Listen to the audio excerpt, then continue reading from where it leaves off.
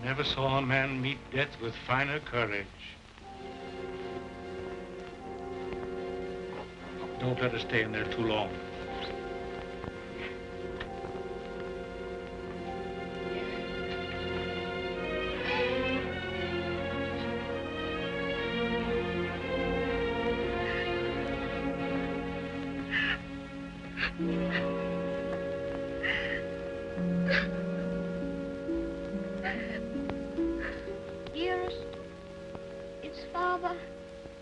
Is Father well now? Yes, dear. He's well. He's quite well. But we have no one left now but each other. No one at all. My baby.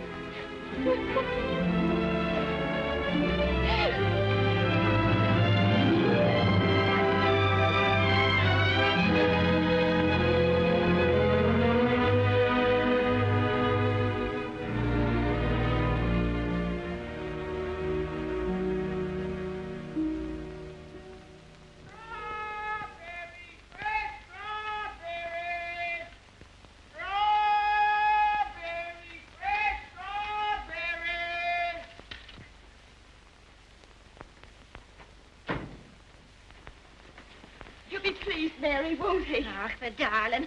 To think of him getting the like of that for his birthday. Sure, he'll be the happiest boy in all Brooklyn till he falls off of it.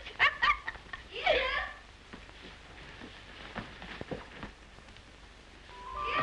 All right, Betty. Oh, dearest. Look. Mary's brother, Michael, has made it for me. And Mary's given me this book. It's The Adventures of Robin Hood and His Merry Men. Listen. Back varlets, touch maid Mary and at your peril. However many you be, I defy you all. See, dearest, you're maid Marian and I'm Robin Hood. They crowd around you. I'll never leave your side, however many there are. Oh. Now, dearest, you cry out, help me, Robin Hood. Help me, Robin Hood. Help. Varlets, no, I've got... Oh. Help. There. Oh. Isn't that... You like it? Oh, my... Of all the events in my life, this is the most magnificent. Do you really like it, darling? It's what you wanted? It's exactly what I wanted. Oh, I do hope it is. Only you will be careful, won't you, and not let it run away with you or anything. I suppose I'm about the safest bicycle rider in the whole of Brooklyn. Do you mind that now, huh? No? Can I ride it now, dearest? Can I go now? Oh. I can't wait 1 minute. Mr. Hobbs has to see it, and Dick. Can I go now, dearest? At once? Yes, dear, only do be careful. There we are. Quiet now. Steady, do be careful of the street cars because you get on the sidewalk. Wait a minute. Yes. Goodbye, dear. Goodbye. Oh, be careful, love, be careful.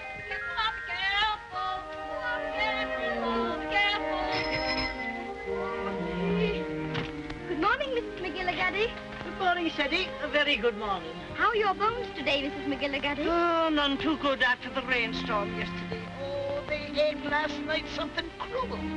Ties me up in knots, the rain does. Does it? How very peculiar. But it's a fine day to go bicycle riding. Oh, I suppose so. For them that has bicycles and can ride them. I suppose everybody who has a new bicycle will take it out and ride it today. Glory be to goodness, and whose bicycle might that be? It's mine. It's my birthday present from dearest. Oh, it's a daisy show. Fine enough for the president to ride. And it has all the latest improvements. Oh, sure, it sounds like the bells of St. Patrick. Sure, it's the luckiest boy in the world, John. Well, I'll have to be going. Oh, I nearly forgot. Please choose my apple now, Mrs. McGillicuddy. But would you mind keeping it for me until I get back? Sure.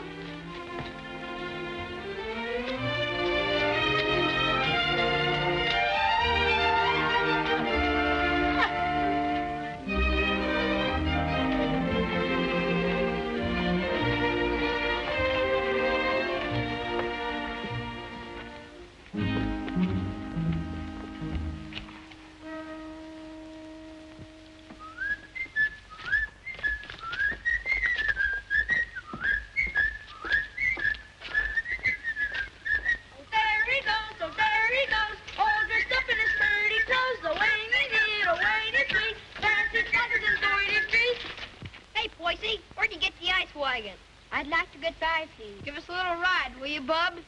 I'm sorry, no. Oh, scared I'll get it dirty? No, but I'd rather ride it myself. Oh, Hey, English, when'd you get back from dear old London? I'm not English. I'm an American. Now, where'd you get that kind of gab? My father was English, if it's any of your affair. Ooh, does your mother know you're out? Don't you dare talk about my mother. Mama's pet, Mama's pet, Mama's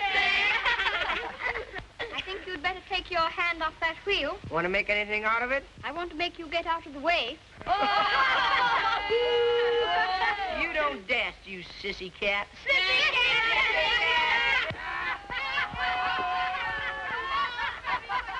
Wait a minute, Cedric. Don't let him bluff you. I'll be right there.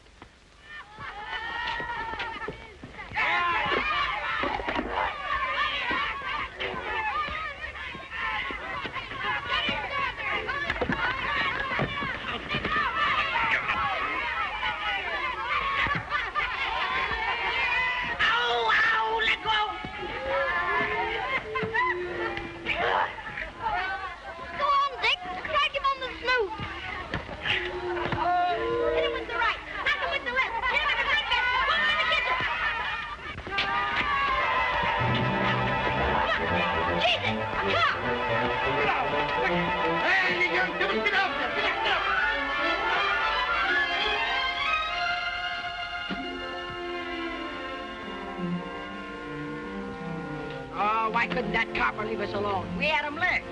Thanks terribly for coming to my rescue, Dick. Ah, next, that makes us even for me giving you the mumps. They didn't even scratch it. Gee willikers, where'd you swipe that? The Earth gave it to me. Isn't it magnificent? It's a Lollapalooza. I want you to be the very first person to ride on it. Oh, thanks.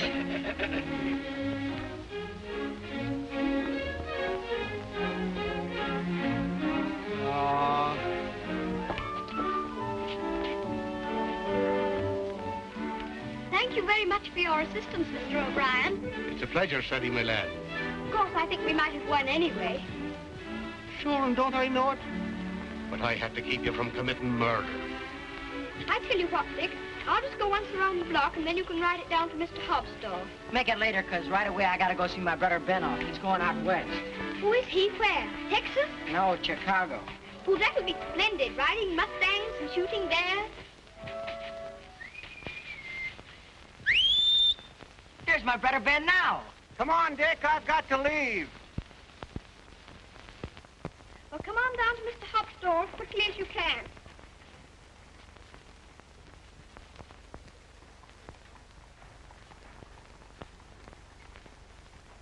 What do you say to a little birthday party? Ginger pop and cookies and some candy. That would be perfect, Mr. Hobbs. Only, Only? well, Dick's coming very soon. And I was thinking, if we could wait. I guess there'll be enough to go around. There's a lump coming, I think. Quite a big one. What are you reading, Mr. Hobbs? Ah, that's the way they go on now. British aristocracy. I've got no use for 'em.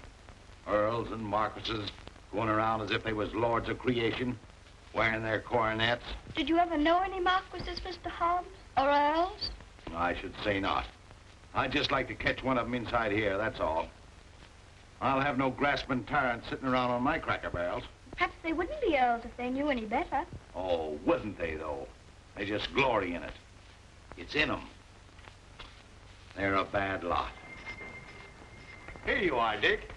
Just in time for Teddy's birthday feast. Gee, Manetti, ginger pop and everything. Here's to your health, Teddy. Many happy birthdays. Thank you very much, Mr. Hobbs. Why, Mary. Come on home, darling. The mistress is wanting you.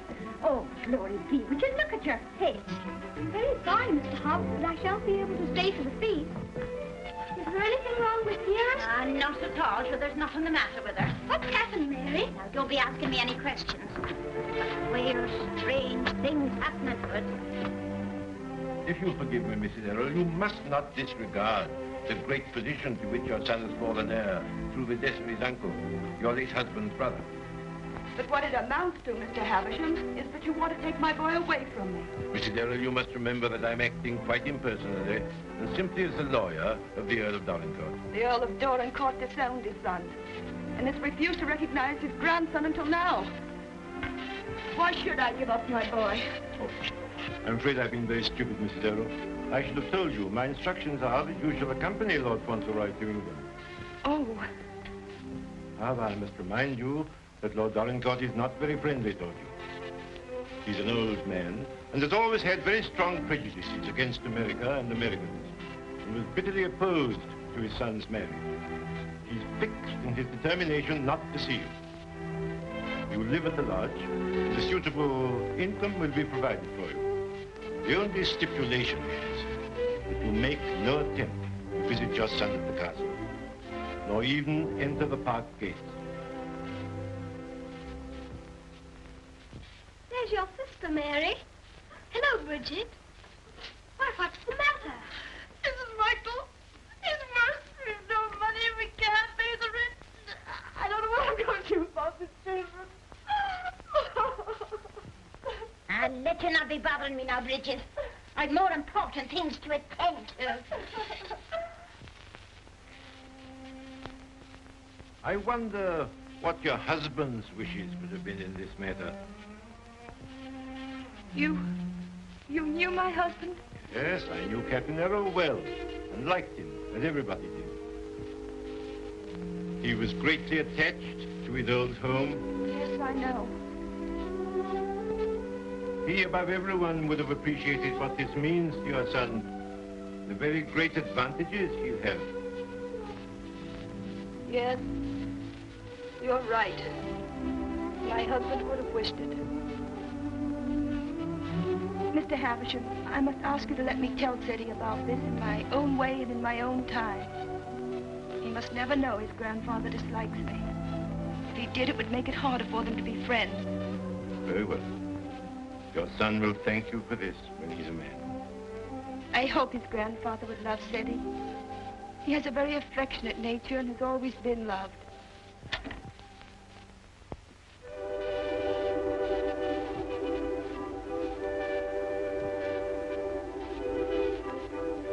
This is Mr. Havisham, dear, whom your grandfather has sent to see us, all the way from England. How do you do, sir? So this is Little Lord Fauntleroy.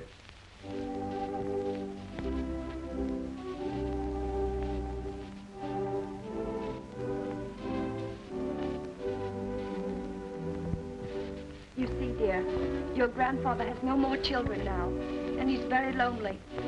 So he wants us to go and live with him in England. And because he's an earl, and you are his heir, you will have a new name, Lord Fauntleroy. And someday you will be the Earl of Dorincourt. Oh, dearest, do I have to be an earl? None of the boys are earls. Can't I not be one? I'm afraid it can't be helped, dear. Just think, dear. Soon we'll be starting for England. Do we have to go to England, dearest? I'd much rather not. Oh, what will Mr. Hobbs say?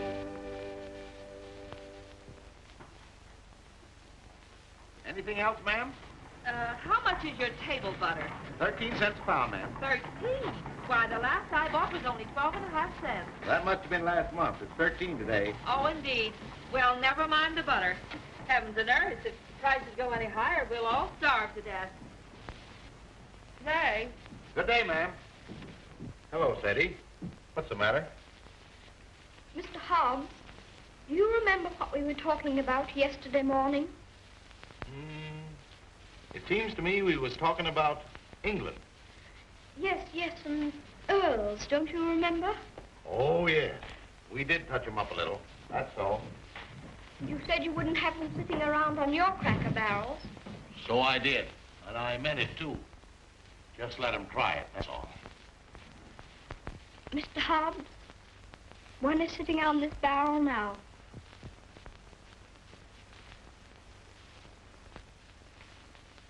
What? Yes, I am one. Or I'm going to be. I won't deceive you, Mr. Hobbs. It's the heat.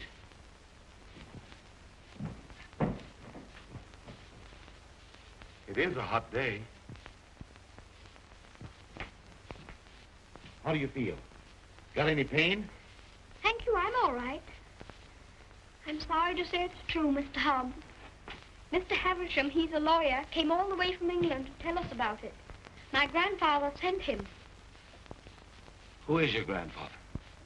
I couldn't very easily remember it, so I wrote it down. John Arthur Molyneux Errol, Earl of Dorincourt. That's his name, and he lives in a castle. 2 or 3 castles, I think. All his sons have died now. That's why I shall be an earl. Now I'm Lord Fauntleroy. Well, I'll be jiggered. One of us has got a sunstroke. Oh, no, we haven't. We'll have to make the best of it, Mr. Hobbs. What did you say your name was? Cedric Errol, Lord Fauntleroy. Well, I am jiggered. Well, you always did talk more English than American. You think there's no getting out of it? I'm afraid not, Mr. Hobbs. Dearest says that Father would wish me to do it. But if I have to be an earl, I can try to be a good one. I'm not going to be a tyrant, Mr. Hobbs. And if there's ever to be another war with America, I shall try and stop it.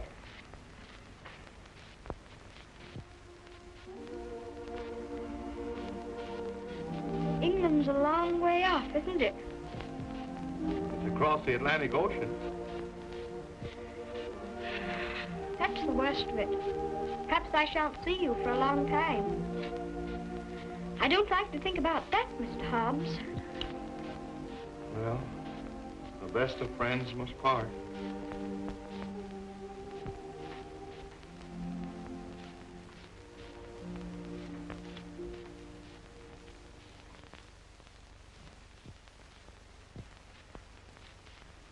I'm afraid, Mr. Havisham, our American food must seem very strange to you. A little, ma'am.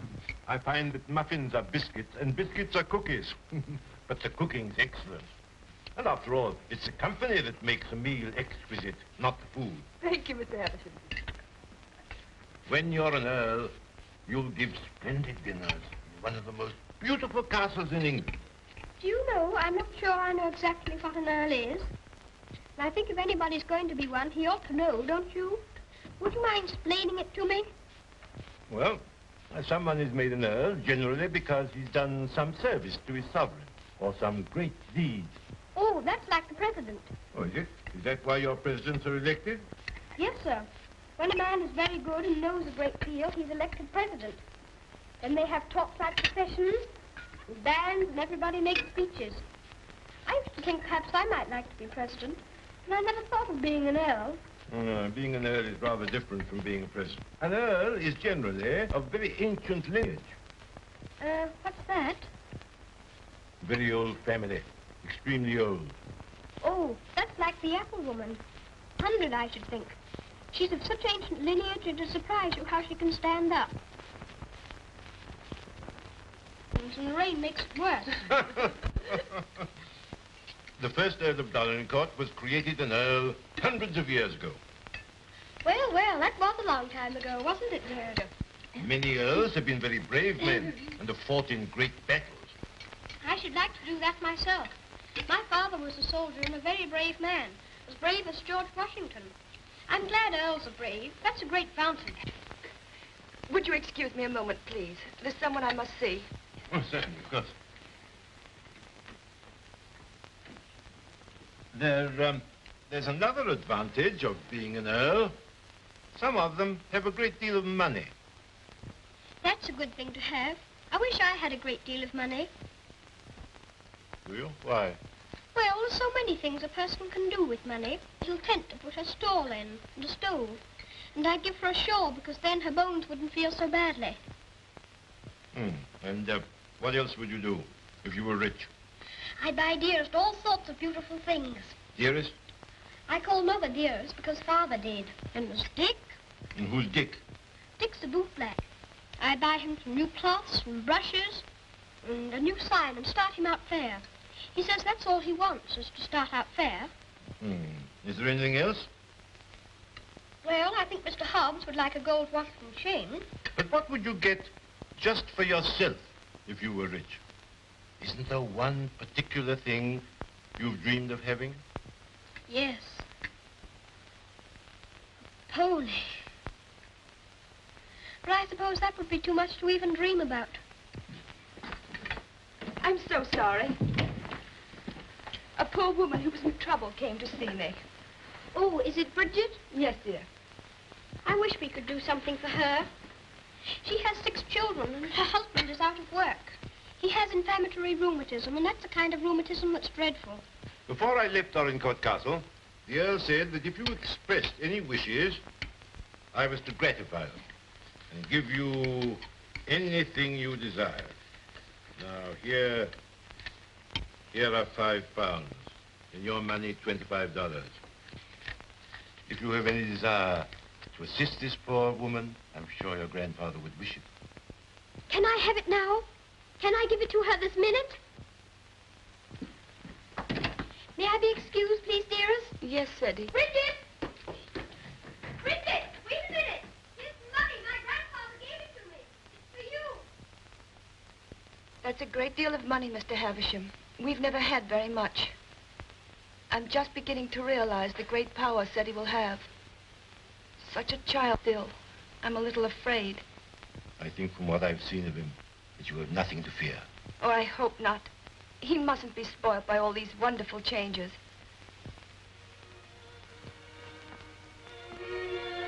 She cried. She said she was crying for joy. I never saw anyone cry for joy before. My grandfather must be a very good man. It's more agreeabler being an Earl than I thought it was going to be. In fact, I'm almost quite glad I'm going to be one.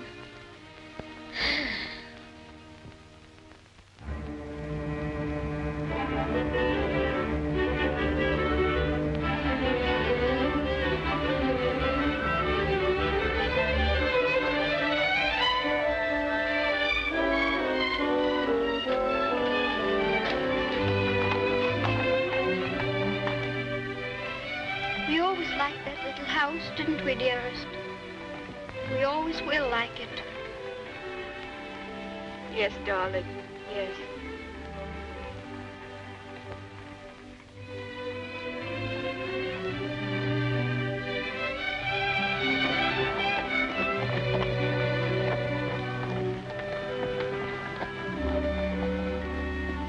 I've come to say goodbye. I have to go to England to be a lord, and I shouldn't like to have your bones on my mind every time it rains. Oh, bless your dear little heart. With all your kindness to me, the Bones is as quiet as anything. Can I give you a kiss for luck? Of course.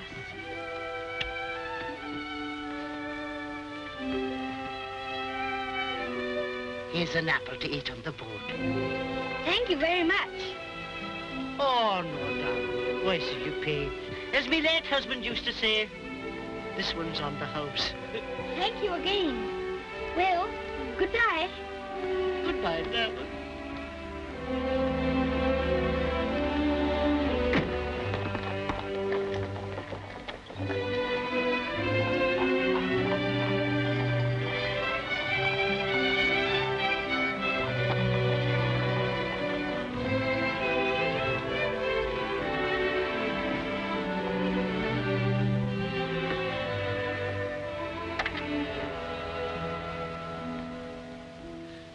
Well, Well, well, well, well, goodbye. I hope trade will be good. gee, if trade gets any better, I'll be rolling around in diamonds and pearls. That would be splendid, wouldn't it? I hope you have every sort of luck and happiness. Thanks, same to you, and I hope you think about us sometime when you're way over there, as they say, on foreign soil. I'll think about you all the time, and I'll write to you, and you must write to me. Here's where you send your letter. Gee, I wish you wasn't going away. Thanks, mister, for all the swell things you've done for him. He certainly deserves it. He's a game little kid. Gee, I almost forgot. Yeah, I bought this for you. It's a handkerchief. You can use it when you get among them swells. Oh, Dick, it's beautiful. It's extraordinary. I'll use it always. Thank you, Dick. Thank you very much. Well, goodbye. Well, goodbye.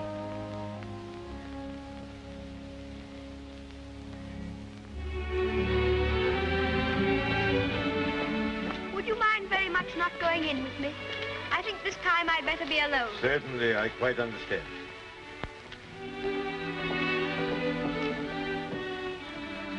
This is for you, Mr. Hobbs.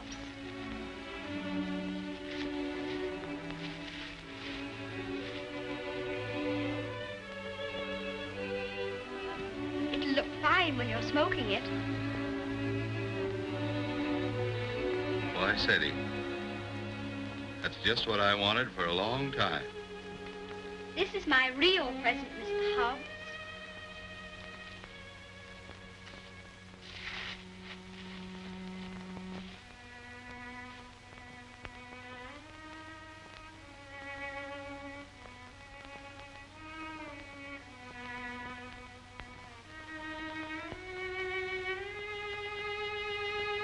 There's something written on it, inside the case. I told the man what to say. You read it.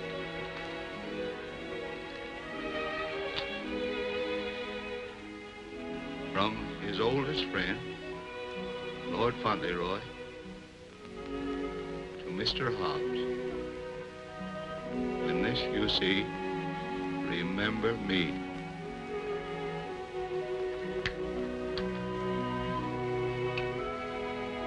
When this you see, remember me.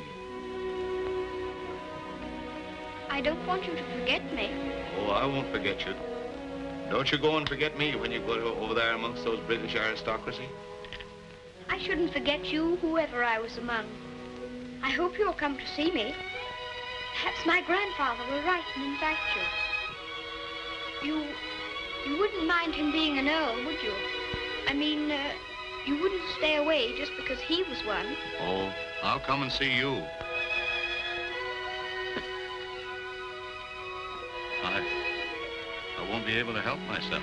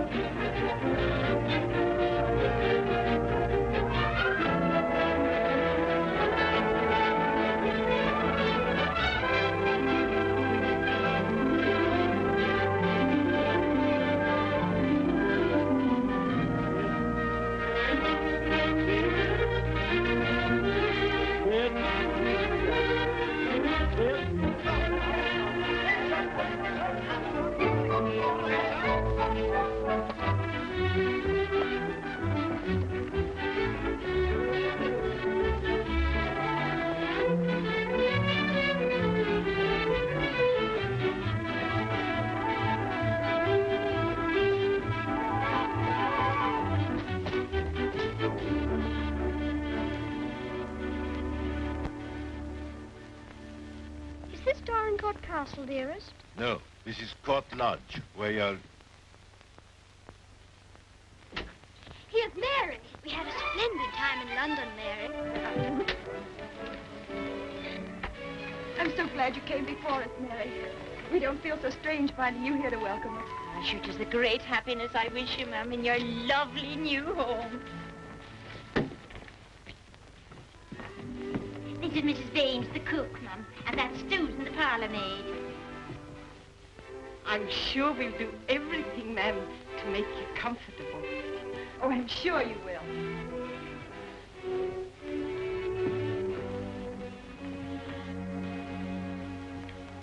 I must say goodbye.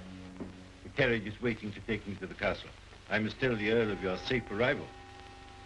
He needn't go tonight. I'd so like to have him with me my first night here. No, I'm sure Dorincourt won't expect his grandson tonight. Tomorrow will be time enough. I dread so to tell him that we're not going to live together anymore. I'm a coward, I know, putting it off so long, but it's the most difficult, the most cruel thing I've ever had to do.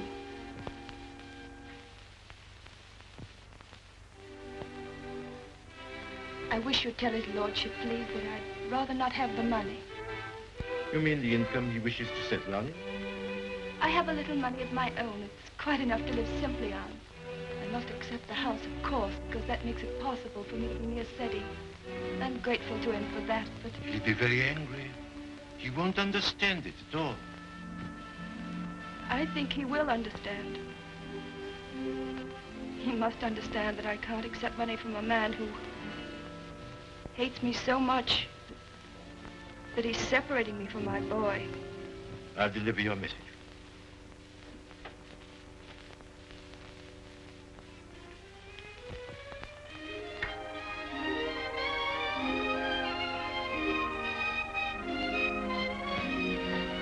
I think it's beautiful here. Don't you, dearest?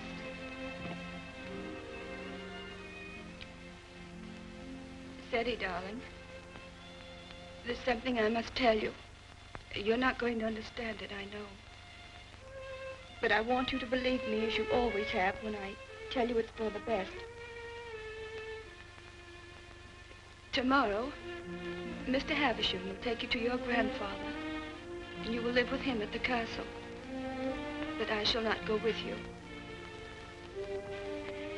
This pretty house will be my home, and Mary will be here to look after me. But, dearest, you don't mean... You can't mean that we're not going to be together, just as we've always been. Oh, no, I can't. I couldn't. I won't. I won't. Cedric, you must be brave and sensible.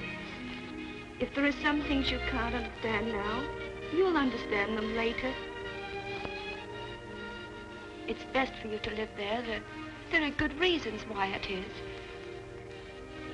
You mean you want me to go away from you? Of course not, darling. But now you're growing older, and we must trust, help one another without asking any questions. You know, Cedric, your grandfather loves you, wants you to love him. He's so kind, he wants you to be happy and to make other people happy. But, dearest, I can't be happy without you. But you won't be without me all the time. I'm not far from the castle here. You'll run in and see me every day. You'll love the castle. There'll always be something new and interesting to tell me. And I'll have things to tell you.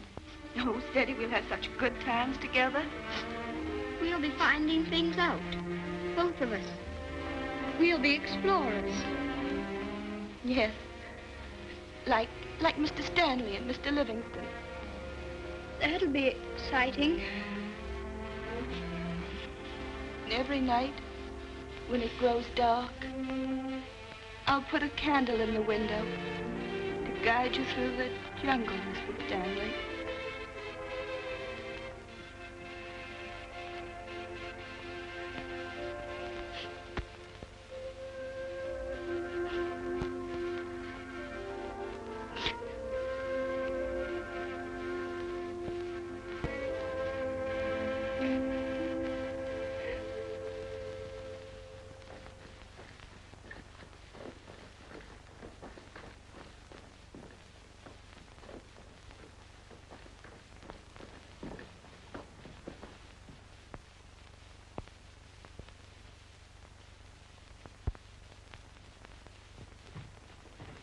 Ah, Newick, how's his lordship? Oh, he's in a rare mood this evening, he is.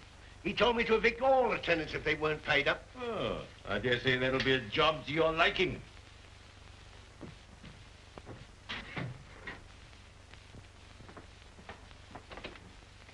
Oh, sir.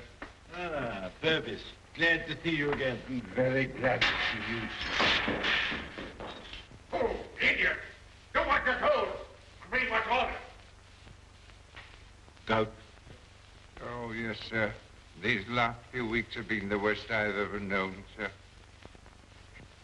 I'm surrounded by a lot of incompetent nincompoofs. Shut the door, you blockhead! I can't stand him no longer, Mr. Purvis. He's too much for any man. Cursing and swearing and calling people out their names like he does. And it ain't just today, it's every day. Thomas, you brought in the 63 port. He prefers the 51. Oh, I'd like to know he didn't say. Fix the other bottle. What business you got drinking port anyway in this condition? I can't feed and house every lady lout in the parish, and I won't. You and your poor. I've had enough of them. But, my lord. Mr. Mordaunt is with him, sir. I said all I had to say, and now I say good night. Good day, my lord. Good day. Oh, how'd you do, Mr. Havisham? Mr. Mordaunt. Mr. Havisham, my lord.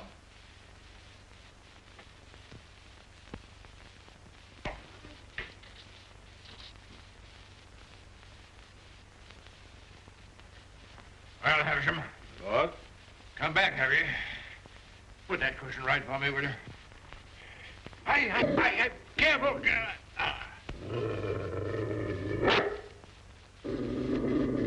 What's full of hot needles? Well, what have you got to tell me? Lord Fauntleroy and his mother are at Court Lodge. They bore the voyage excellently and in good health. Ah. What else?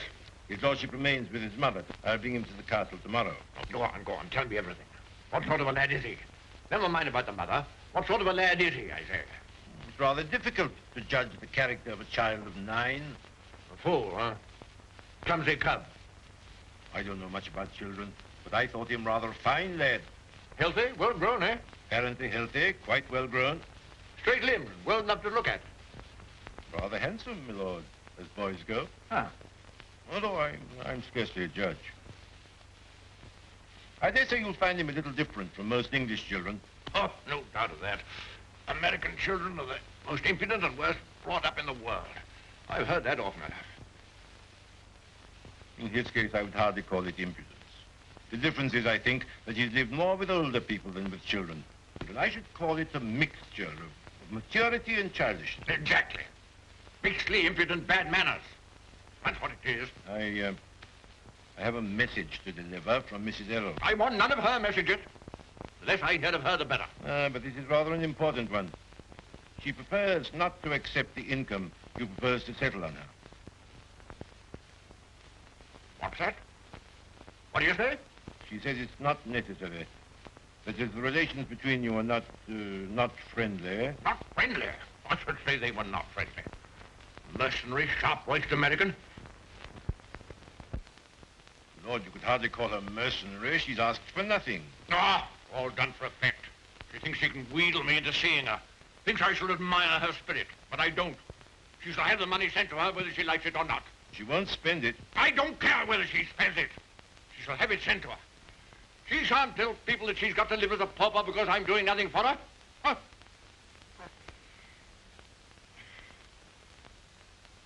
I suppose she's poisoning the boy's mind against me, too. No. I have another message that'll prove to you she's not done that. I won't care.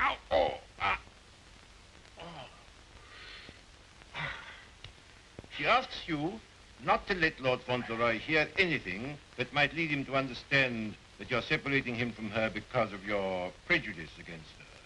She says he wouldn't comprehend it. That it might make him fear you in some measure, or at least cause him to feel less affection for you. She wants there to be no shadow on your first meeting. Come now, Havisham, come now.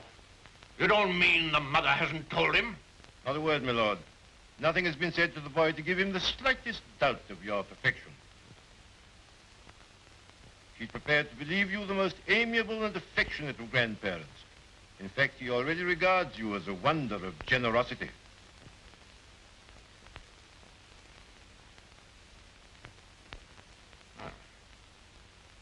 Huh?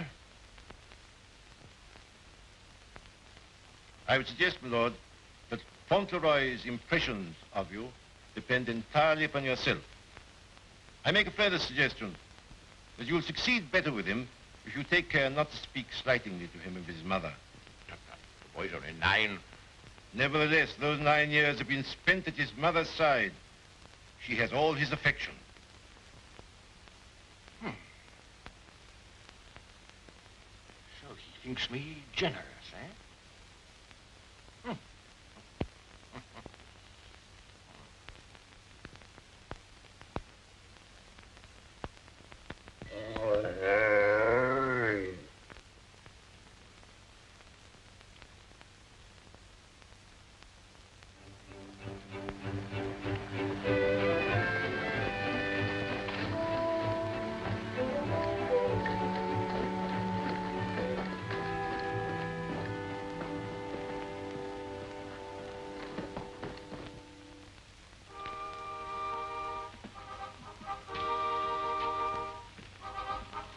Service, this is Lord Fauntleroy. My lord. How do you do? Thank you, my lord.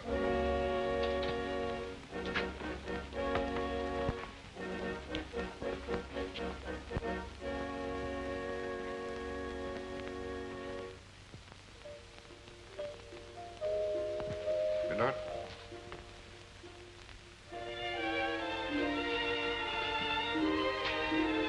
This is Lord Fauntleroy, Mrs. Mellon. Lord Fauntleroy, this is Mrs. Mellon, the housekeeper. How do you do, ma'am? I shouldn't know his lordship anywhere, sir. He has the captain's face and way. Oh, was it you who sent the cab? I'm ever so much obliged to you, ma'am. How do you do? He's a great day, this, sir. Where's his lordship? In the library, sir. Lord Fauntleroy is to be sent to him alone.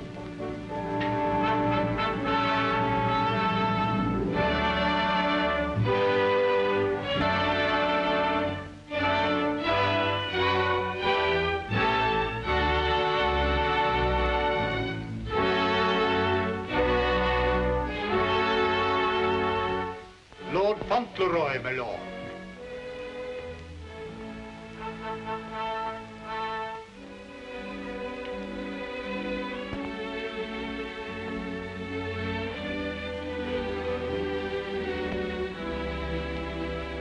Dougal, come back, sir.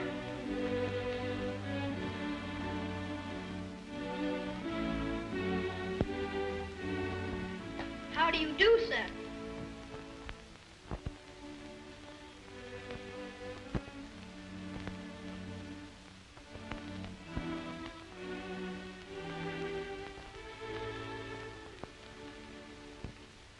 Are you the Earl? I'm your grandson that Mr. Havisham brought. I'm Lord Fauntleroy.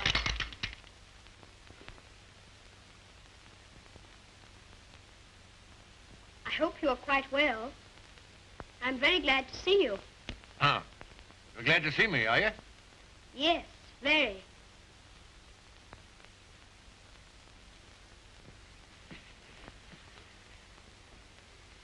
I kept wondering what you would look like if you'd be anything like my father. Oh, and am I? Well, I don't think you are, very. You're disappointed, I suppose. Oh, no. Of course you would enjoy the way your grandfather looked, even as kind to him as you've been. Oh, so I've been kind to you, have I? Yes. I'm ever so much obliged to you about Bridget and the apple woman and Dick. Bridget, Dick, apple woman? They were particular friends of mine. You know, they were the ones you gave me all that money for. The money you told Mr. Havisham to give me if I wanted it. Oh, the money you were to spend as you liked, eh? So you spent it all on these people, did you? Bridget, Dick, and the apple woman. Yes, and I gave Mr. Hobbs a gold watch and chain and a pipe. I put some poetry in the watch. It was, "When this you see, remember me." I'm going to miss Mr. Hobbs very much. Who is Mr. Hobbs? He was our grocer. Fancy vegetables and groceries, you know. He's my closest friend.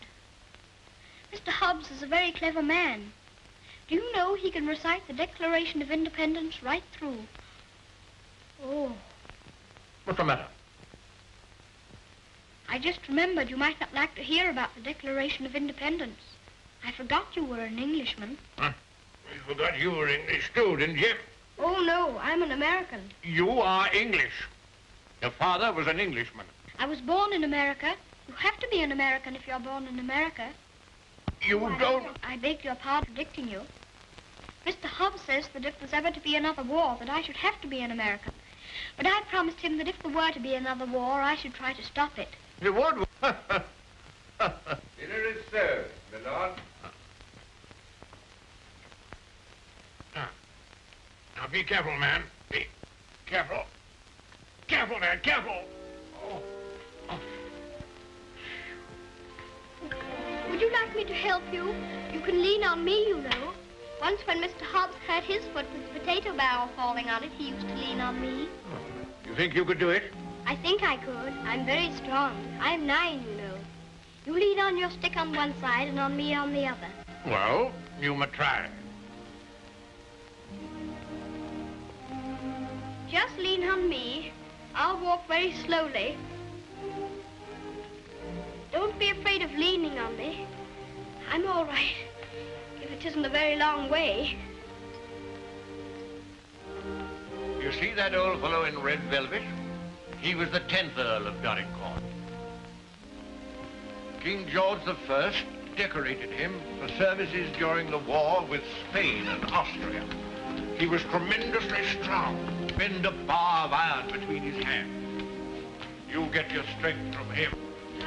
How very interesting. Did you ever try putting your foot in hot water and mustard? Mr. Hobbs used to. Arnica is a very good thing, too, they tell me. Ah, thank you. I'll try it.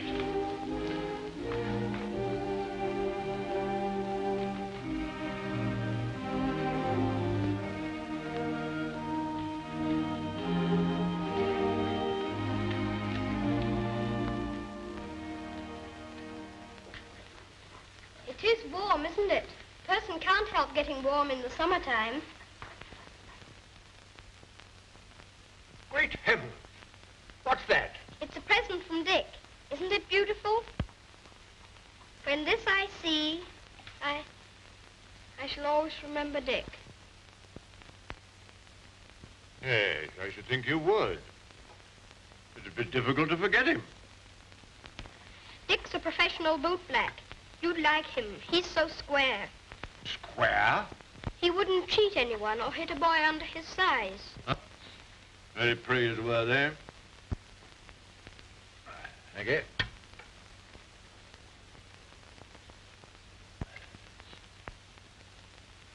What's the matter? Don't you like your soup? Oh, yes. I was just wondering. Wondering? Wondering what? You don't wear your coronet all the time, then? No. It doesn't become me. Mr. Hobbs said you wore it all the time. But after he thought it over, he said he thought you must take it off sometimes to put your hat on.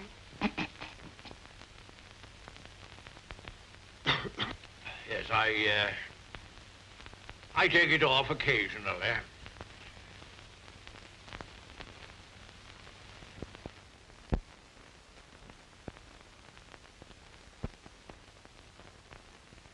You must be very proud of your house. I never saw anything so beautiful. But it's a very big house for just 2 people to live in, isn't it? Oh? You think it's too large? Well, I was only thinking that if 2 people lived in it who are not very good companions, they might get a little lonely sometimes. Thank you. Do you think I shall make a good companion? Yes, I think you will. I think you should be almost as interesting as Mr. Hobbs. Huh. Mr. Hobbs and I were very great friends. He was the best friend I had, except...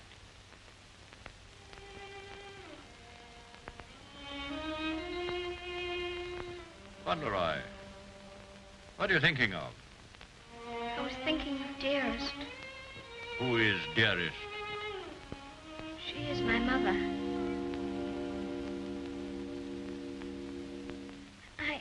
I think I'd better get up and walk up and down.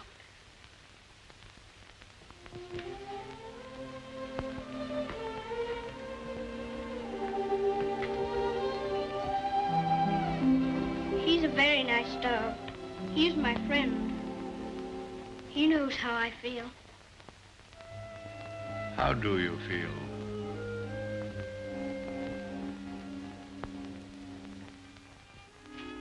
Come here.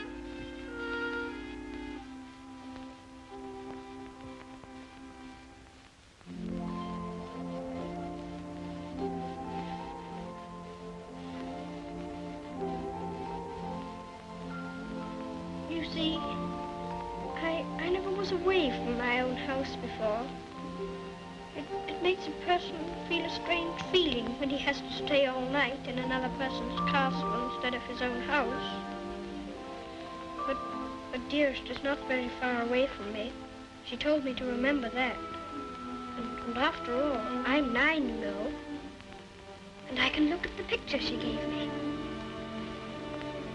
Look, you press the spring and it opens, and there she is.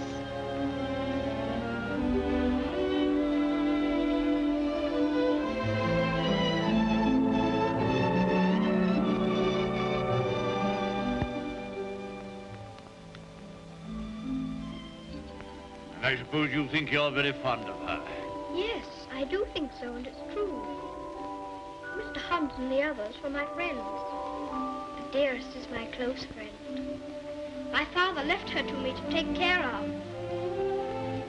When I'm a man, I'm going to work and earn money for her. Oh, what do you think of doing? Well, I did think of going into business with Mr. Hobbs. But I should like to be president. We'll send you to the House of Lords instead. Well, if I couldn't be president, and if that's a good business, I shouldn't mind. The grocery business is dull sometimes. Yes, there's the House of Lords. But it's the business that every Earl of Dorincourt goes into. I shall have to talk to Dearest about it.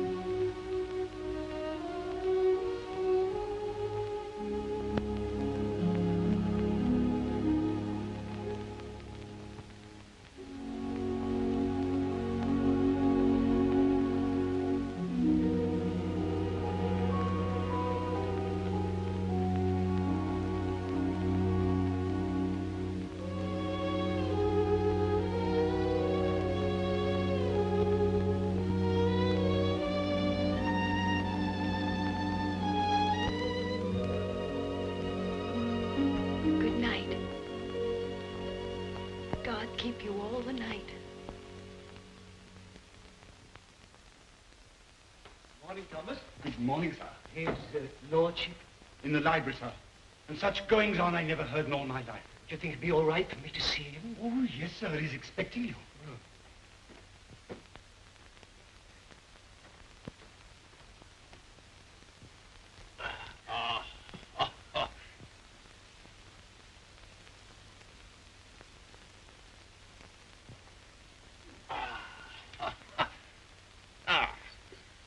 Morning, Mordaunt. Found a new employment, you see. Any good at marbles, Mordaunt? My muscles are a little stiff, my lord, but I'll see what I can do. Oh, pity about that. I'd forgotten about your age.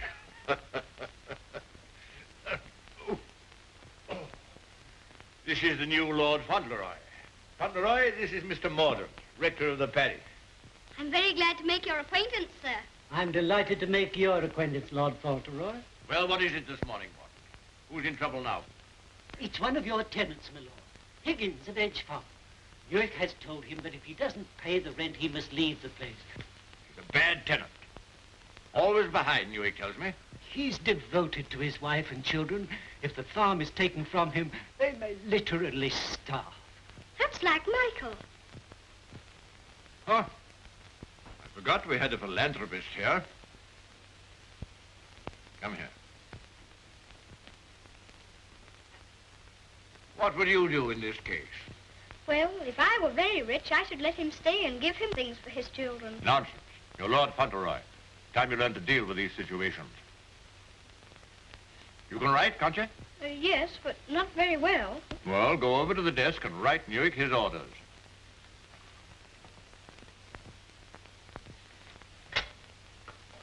Now, what must I say? You must say, Higgins is not to be interfered with for the present.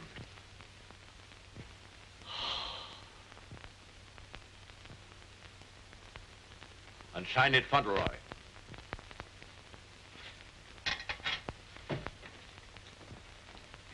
Do you think it will do?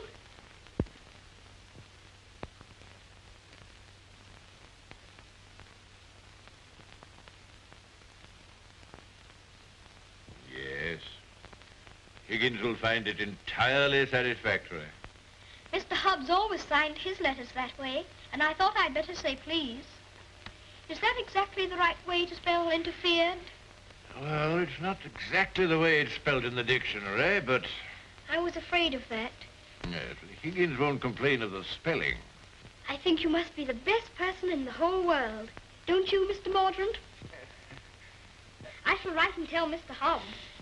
Oh, what'll you tell him? I shall tell him I think you're the kindest man I ever heard of, and that you're always thinking of other people and making them happy, and that I hope when I grow up I shall be just like you. Just like me. There you are, Morden. Take that with you. I will indeed. This is good news. Thank you, my lord. Oh, don't thank me. Thank Fauntleroy. Thank you. Goodbye, sir. Goodbye.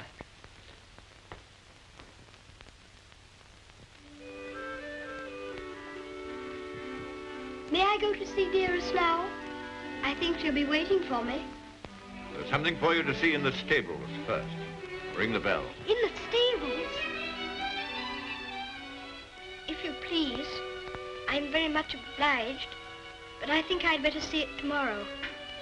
She'll be expecting me all the time. Oh, very well. We'll order the carriage. And you don't care to see what's in the stables? Oh, I do, I do. Oh, it doesn't matter. It's only a pony. Pony? Whose pony is it? Yours? Mine? Yes. Oh, I never thought I'd have a pony. I never thought that. How glad Dearest will be. You give me everything, don't you? Wouldn't you like to see it? Of course I want to see it. I want to see it so much I can hardly wait. But I'm afraid there isn't time. You must see your mother this afternoon. You can't put it off till tomorrow? Why, she's been thinking about me all morning, and I've been thinking about her. Oh, you have you? I'll ring the bell.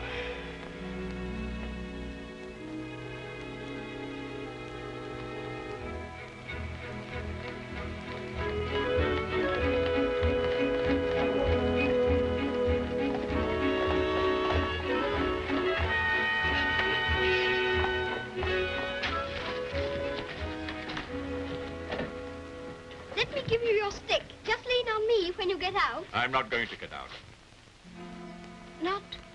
Not to see Dearest? Dearest will excuse me. Go and tell her that not even your new pony would keep you away.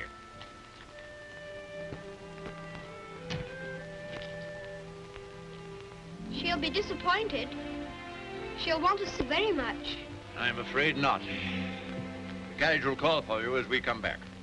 Drive on, Jeffries.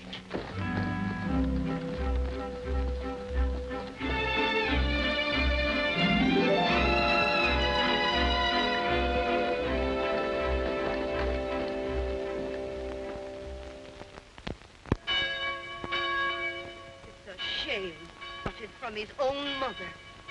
Cook at Court Lodge was telling Sarah she'd never have worked for a sweeter lady, Mrs. Errol. The letter was written by the little gentleman his own self, signed with his name too. Fauntleroy, as large as life. The little precious. Aye, that's the mother. Pretty young thing, too. Good morning, ma'am. Good morning. God bless you, ma'am. Thank you. Good morning, ma'am. Good morning. It's his lordship coming to services. That's a new notion.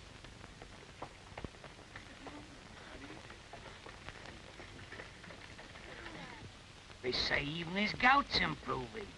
Look at the young lord. He's Captain Cedric all over again. He's the captain's salt of a life. How glad the people are to see you. Take off your hat while they're bowing to you. To me? How do you do? God bless your lordship. Long life to you. Thank you.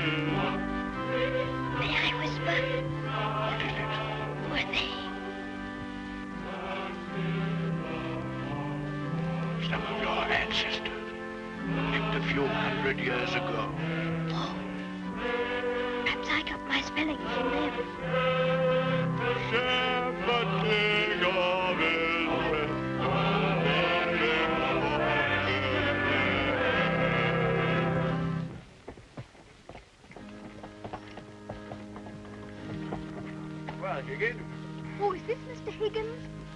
Yes, I suppose he's come to have a look at his new landlord. Yes, my lord. I understand his young lordship was kind enough to speak for me, and I thought I'd like to say a word of thanks. I've got a great deal to thank your lordship for. Oh, I only wrote the letter. It was my grandfather who did it. You know how good he always is to people. Is Mrs. Higgins well now? Yes, your lordship. The missus is better since the trouble was took off her mind. My grandfather was very sorry about your children having the scarlet fever. You see, Higgins, you people have all been mistaken about me. Lord Fauntleroy understands me. If you want a little reliable information on the subject of my character, apply to him. Get in the carriage, Fauntleroy.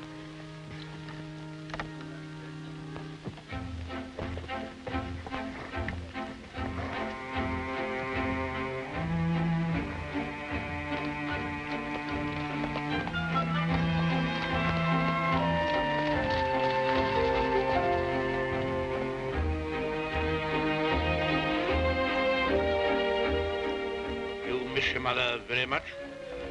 Yes, sir. I miss her all the time. You don't miss her, do you? I don't know her. I know, and that's what makes me wonder. She told me not to ask any questions, and I won't, but... You see her almost every day, don't you? Isn't that enough? We used to see each other all the time. We could tell each other things without waiting. Don't you ever forget about her? No, sir, never. I shouldn't forget about you, you know. If I didn't live with you, I should think about you all the more.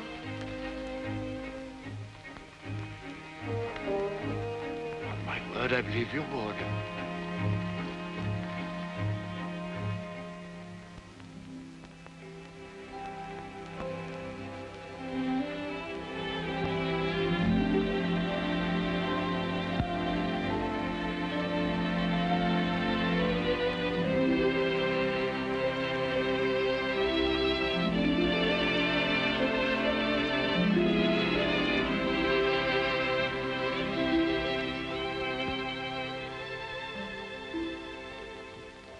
is such a good Earl, he reminds me of you.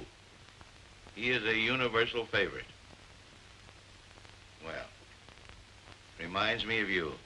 Think of that now. He's known this Earl only a little while, and we was lifetime acquaintances. I don't know as I want him to be reminded of me by this Earl. They've been using influence on him, I bet you. You're right. They got twisty ways, those aristocrats.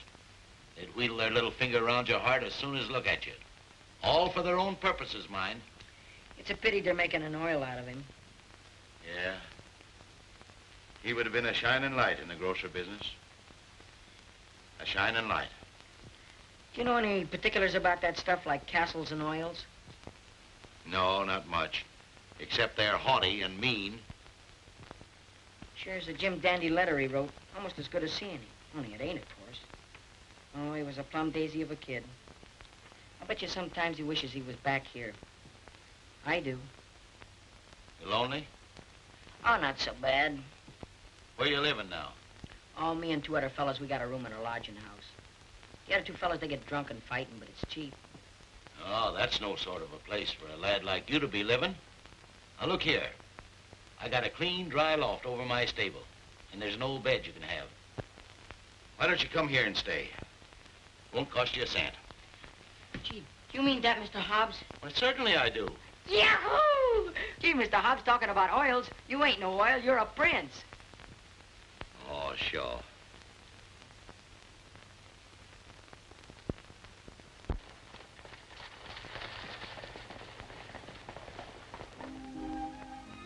I wonder whether he will have an American accent. My dear, won't it be interesting if he has the Dorincourt eyebrows? When do we see the mother? Shh. I believe she's supposed to be kept in the background.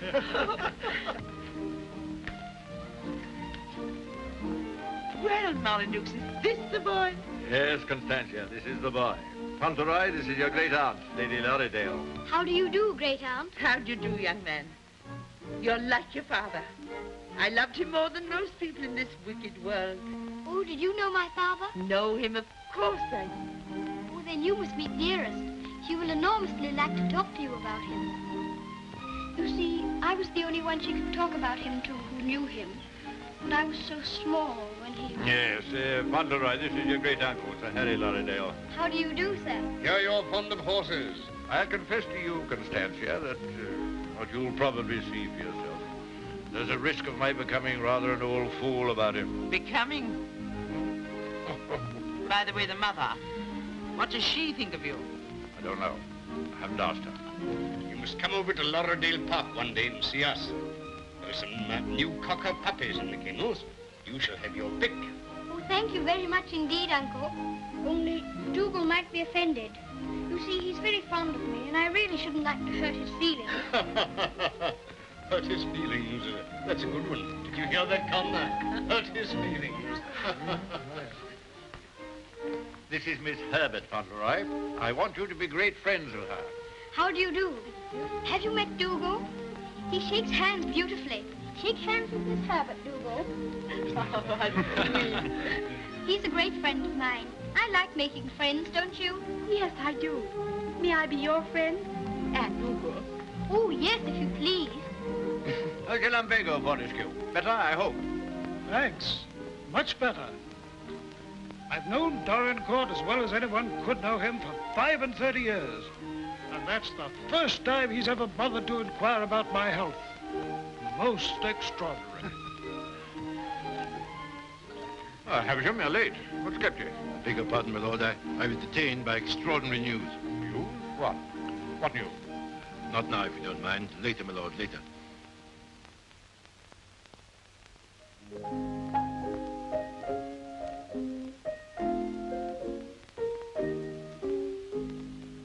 The young May moon is beaming, love. The glowworm's lamp is gleaming, love. How sweet to roam through Mona's grove, while the drowsy world is dreaming, love.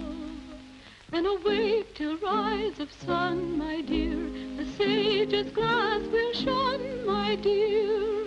Or in watching the flight of bodies of light, he might happen to take thee for one, my dear.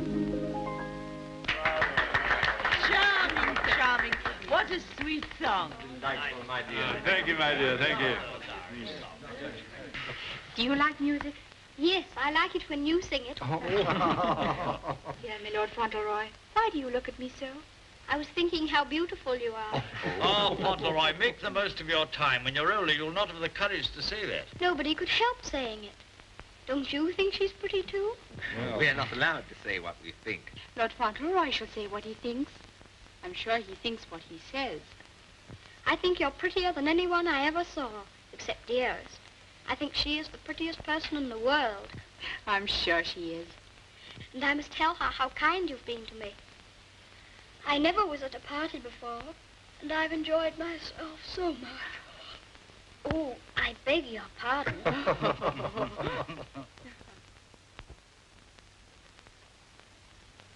Good night, little Lord Fauntleroy. Keep well. Thank you very much.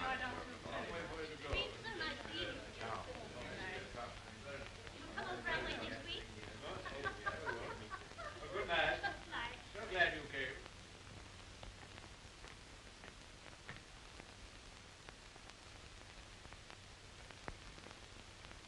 Well, Havisham, what in the world's the matter? Something serious must have happened to make you behave like this. What is it? It's bad news. The very worst of news, my lord. I'm sorry I have to be the bearer of it. Why do you look at the boy so? You hang over him like a bird of ill omen. Has it anything to do with Fauntleroy? My lord, I waste no words. My news has everything to do with him. If we're to believe it, it's not Lord Fauntleroy who lies asleep before us, but only the son of Captain Errol. The present Lord Fauntleroy is the son of your boy Bevis, and at this moment is in a lodging house in London. What do you mean? You're mad. It's a lie. An abominable lie. If it's a lie, it's painfully like the truth. A woman came to my chambers this morning and told me that she married your son Bevis in London 11 years ago. She showed me the marriage certificate. The child was born shortly after Bevis deserted her and was taken by her to America. Oh, the woman's obviously an imposter. It's a trumped-up fraud. I'm afraid not, my lord. I saw the boy's birth certificate. She's, I'm afraid, a very ignorant person. But she's consulted a lawyer who advises her that her son is, of course, Lord Fauntleroy and the rightful heir. She demands that his claim be immediately acknowledged. I'll protest this to the last. I'll disown Bevis's boy. I'll have nothing to do with him or his mother. You can't disown him, my lord. Nothing we can do can keep the eldest son's child from his inheritance.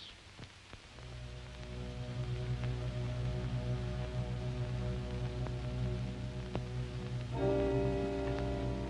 woman you say is an ignorant, vulgar person, eh? She can hardly spell her own name. She's obviously uneducated and openly mercenary. And I objected to his mother. I suppose it's retribution. If anyone had ever told me I could be fond of a child, I wouldn't have believed them. I always detested children. My own more than most. But I'm fond of him. Oddly enough, he's fond of me. You know, Havisham, I'm not popular. I never was. But he's fond of me. Never was afraid of me. Always trusted me. Yes, Havisham. He'd have filled my place better than I filled it. He'd have been an honor to the name. You rang, my lord? Take Lord Fauntleroy to his room.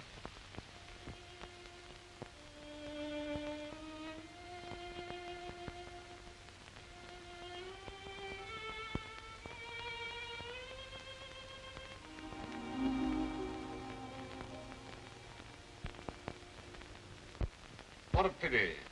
The boy's a thoroughbred if ever there was one. I suppose you may say it's a judgment on Molyneux. But that boy, the first human being he ever loved.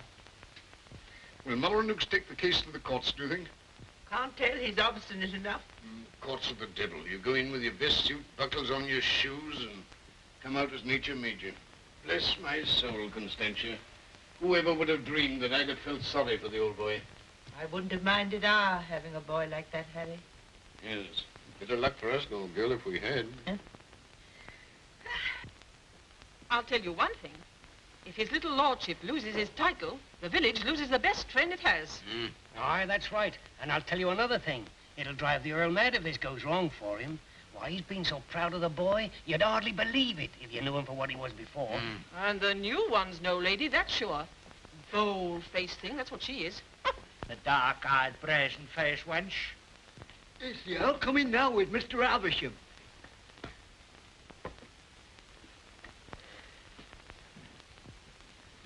You've someone here calling herself Lady Fauntleroy. I want to see her.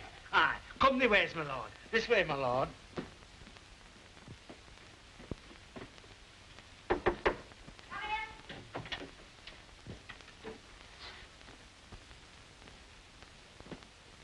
Earl of Dorincourt.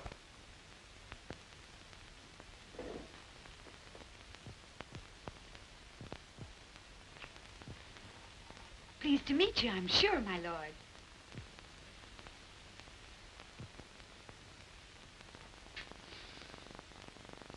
Bevis?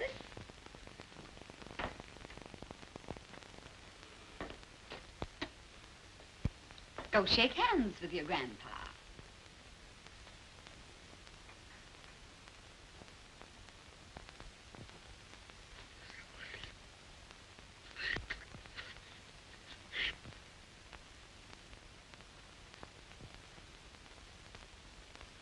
So that's the way you're going to treat your grandson, is it? Ah, you needn't try to look so fierce about it. He's your grandson, all right. Yes, my lord. We have proof of the young gentleman's birth. He is the son of the late Lord Fauntleroy. Allow me to introduce myself. Joshua Snade, at your service. My card. I've already had the pleasure of making Mr. Havisham's acquaintance. Lady Fauntleroy has placed all the evidence in my hands. I can assure you, my lord, it is sufficient to justify her case should it come into court. But may I suggest that we come to an arrangement and settle this matter amicably on a friendly basis? Friendly? Ha! Look at him staring at me as though I was dirt. Me, his own daughter-in-law. Oh, your son Bevis married me, all right. And a fine rotter he was. But he was the father of my boy, and I can prove it. Lady Fauntleroy, please. You may think you can fight me, but a lot of good it'll do you. They don't love you around here, and you know it. I've heard plenty about you and your dirty, snobbish pride. Plenty of pride you'll have when I'm finished with you. Unless you want to climb down off your high horse and get reasonable with your own flesh and blood. Lady Fauntleroy... You shut up. I'll stop at nothing, do you hear? I'll drag this case through every court in the land. I'll let the whole world know what you are. You and your precious son, Bevis, deserting me and his own child, a babe in arms. How I've suffered, heaven only knows. And you standing there looking at me and my boy as if we were scum. You ought to be ashamed of yourself. You say you married my eldest son. If that's proved to be true, the law's on your side. In that case, your son will be Lord Fauntleroy, and you will be provided for. But I warn you, the matter will be sifted to the very bottom. I'll only add that I want to see nothing of you or your boy as long as I live. After my death, you can, unfortunately, do as you please. Yes, you're exactly the kind of person that I should have expected my son, Bevis, to choose.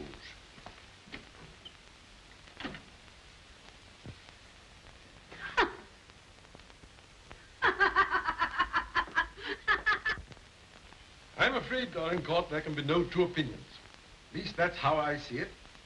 You agree, Semple? Yes, I'm afraid we can see it no other way.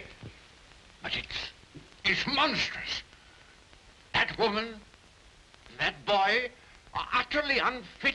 Alas, the law can take no cognizance of such things. I sympathize, Dorincourt, more than I can say.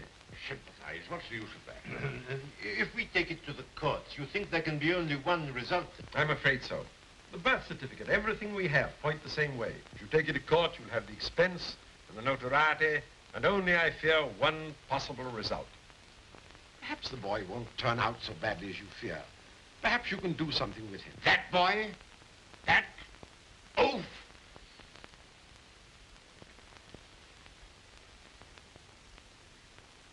With the other one. Yes. Well, I have no other course but to accept your judgment. Come, Havisham. Thank you, Lord. And you, Mr. Semple.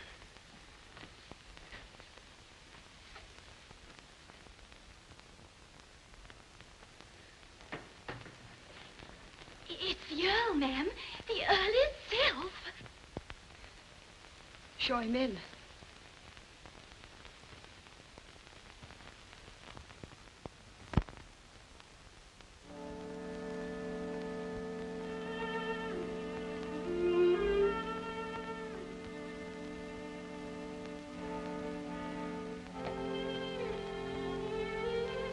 Mrs. Errol, I believe?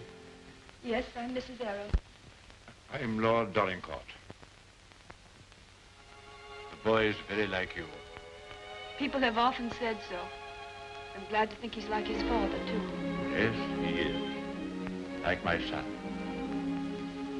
Won't you sit down? Thank you.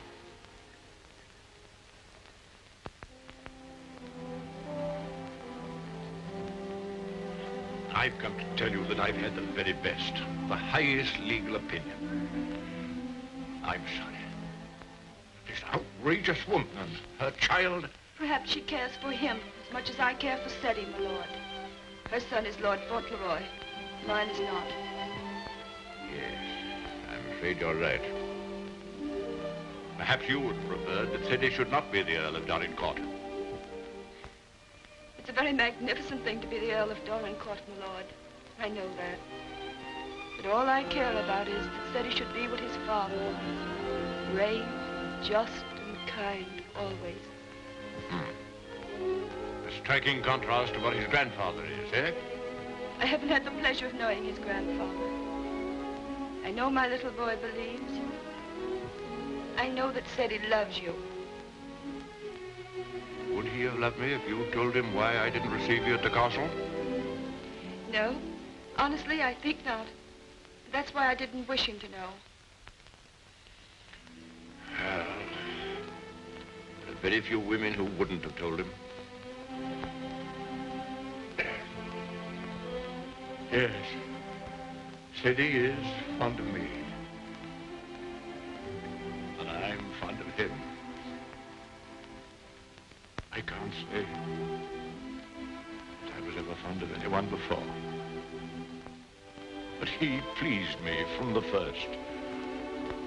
I'm an old man. I was tired of my life. But he's given me something to live for. More than that. More than that. I'm proud of him.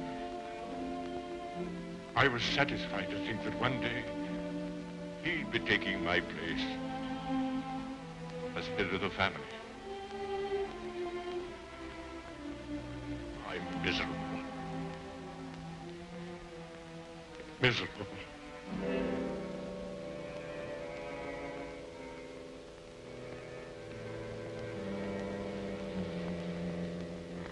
Much troubled, you must be tired. And you need all your strength. Thank you.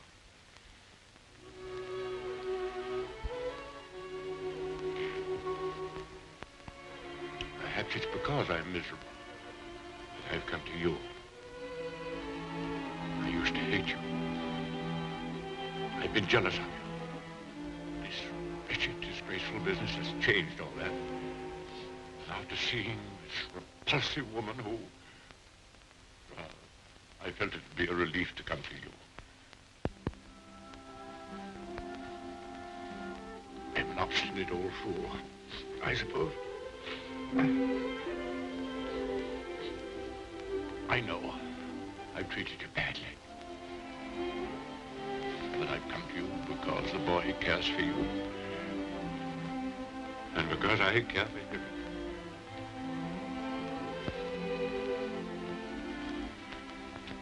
treat me as well as you can. For the boy's sake.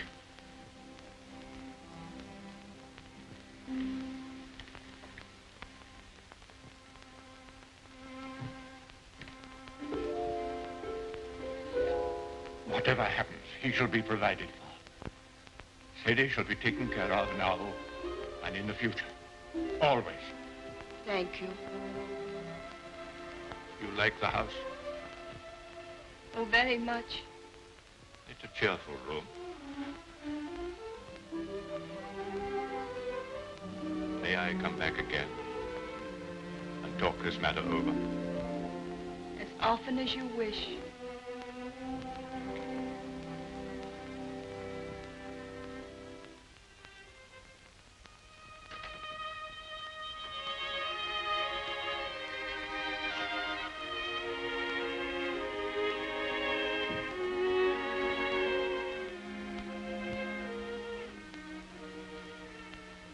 Heard bad news, haven't you?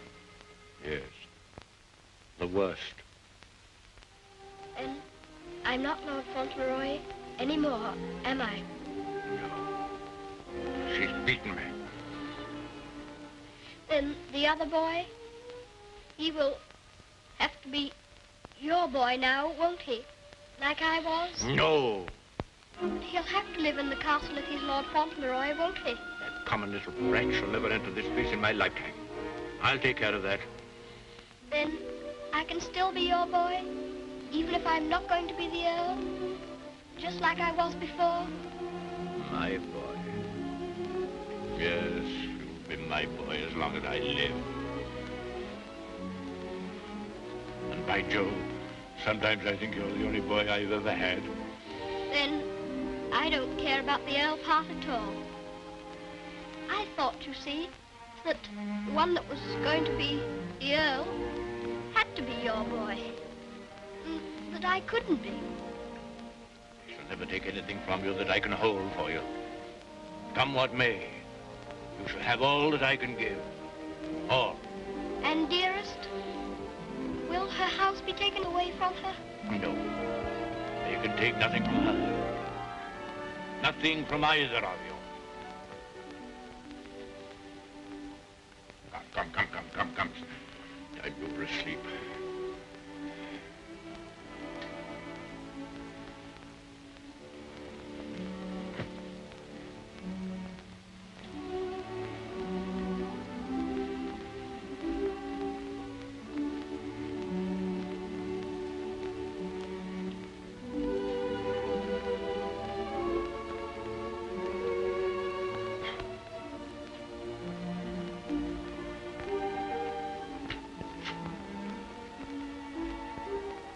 Good night, Grandfather. Good night, my boy.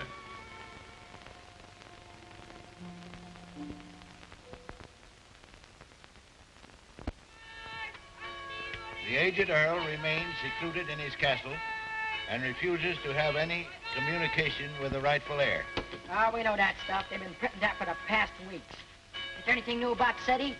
Yes, here it says, the prospects do not look very bright for the false claimant, Cedric Errol of Brooklyn. Well, I'm jiggered. At last, they've succeeded in robbing him out of being an earl. I thought you was against oils. So I am. Ain't it just like him? Cheating the poor kid out of his rightful estates? Now, what's going to become of him? Well, I know one thing. He done everything in a well for me, and he can always come back here and have half of my shoe shining business. Well, now, I'll tell you, Dick. I'd always had it in my mind that said he would come in with me someday. He'd be a shining light in the grocer business. The new Lady Fauntleroy was formerly an actress. She is said to have played in New York and London. Continued on page 5. Here's a picture of her.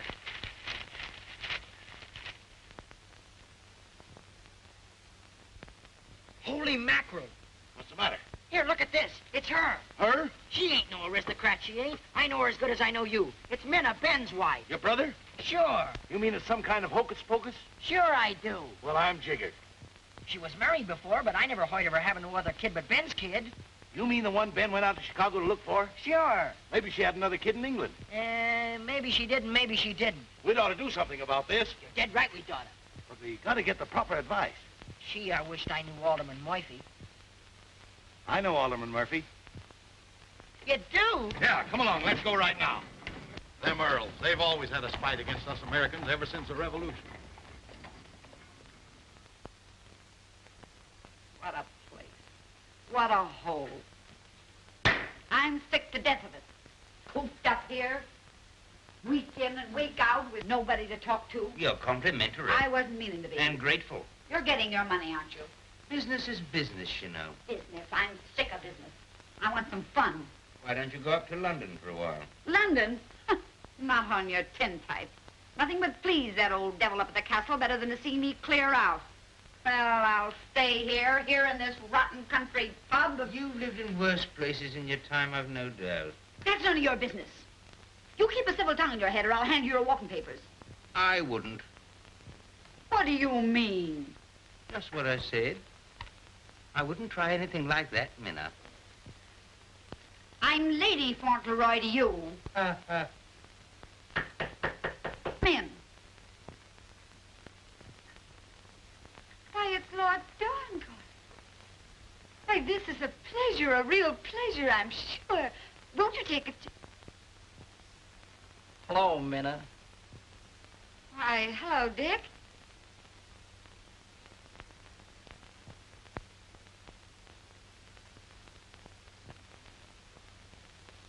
Why, Ben, what are you doing here?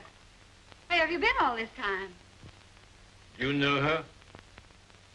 Funny if he didn't, seeing as how he was my second husband. Where is the child? What child? You know what child, our boy Tom. Oh, Ben. But you know, you must have heard. Someone must have told you. Told me what? It was pneumonia.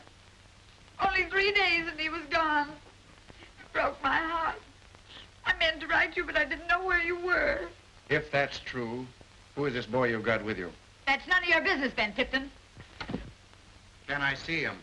No, you can't. Tell us, please, why Mr. Tipton should not see your boy. Oh, hello, Uncle Dick. Well, I'll be jiggered. Mom, you shut up. You're a dirty pair you are, coming all this way to spy on me, trying to do me hurt. I'll have the law on you for the way you're hounding me. You... Silence! Come here, Tom.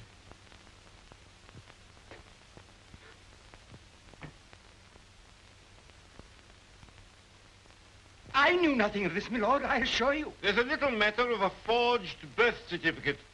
But I swear to you... Oh, never mind, Havisham. I've had enough of this. Too much. The sooner the pair of you are out of this country, the better.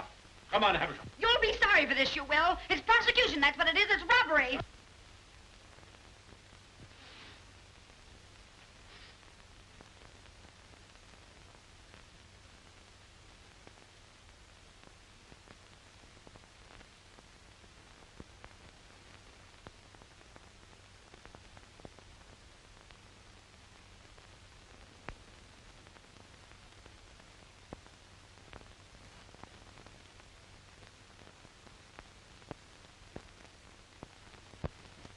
This will be somewhat in the manner of a museum, my lord?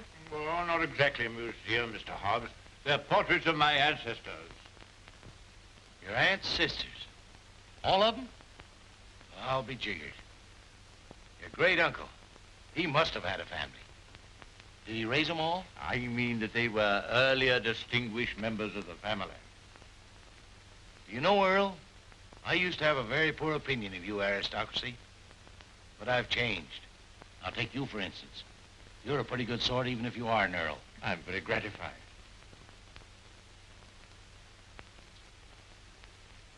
A bit gay, wasn't he? Yes, that's why I have the gout, Mr. Hobbs. Oh. And they was all Earls. And said he's going to be one. And own all this. And he'll be worthy of it, Mr. Hobbs. Sure he will. All these Earls. You know, I wouldn't have minded being one myself.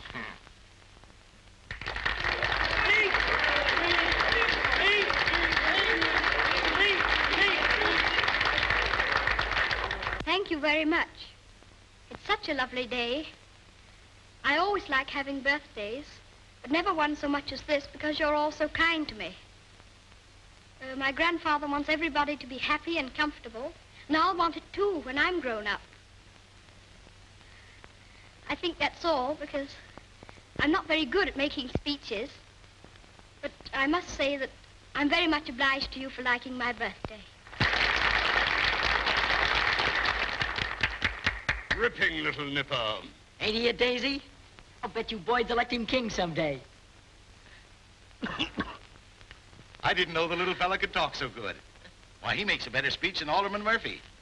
By Jove. Well, I'll be jiggered.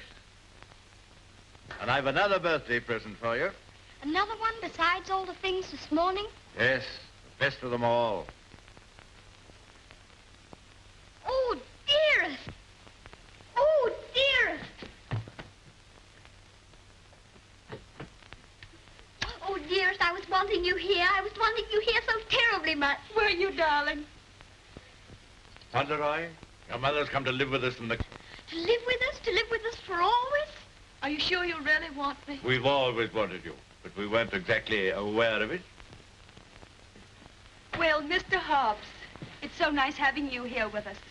I dread to think of you ever going back to America. Not to live there. Not to live there. America's a good enough country for them that's young and stern, but there's faults in it. There's not an aunt's sister among them. Nor an Earl.